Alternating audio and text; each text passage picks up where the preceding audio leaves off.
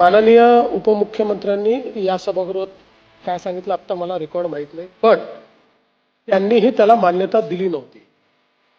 पण म्हणजे यातला आश्चर्याची गोष्ट सांगतो की ज्यावेळेस सरकार फॉर्मेशन सुरू होतं आणि माझी शपथ झाली, त्यानंतर मग शपथा त्यावेळेस आम्ही घेतल्या आणि मंत्रिमंडळाचा विस्तार होतपर्यंत सगळी खाती माझ्याकडे होती.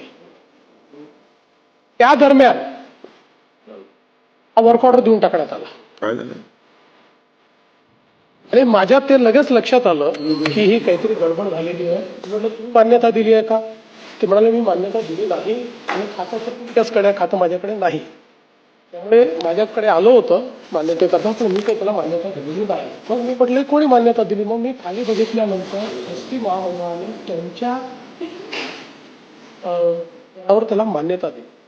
ती लगेच ऍडिशनल चीफ सेक्रेटरीला सांगितलं की तुम्ही आता याची चौकशी करा आणि याला स्थगित करा. ती स्थगित केलं आणि चौकशी केल्यानंतर त्यांच्या हे लक्षात आलं की जवळपास जे काही रेट्स त्या ठिकाणी आलेले आहेत आणि यांनी तो या मध्यंतरीच्या काळात कारभार केलेला आहे, त्या कारभारामुळे एसटीचं 1700 कोटी रुपयाचं नुकसान होतं. मग आपण ते रद्द केलं आणि मी चौकशीचे आदेश दिले आहेत. मी आता एवढ्यात ट्रॅक केलेलं आहे, मंत्री महोदय ट्रॅक करतील.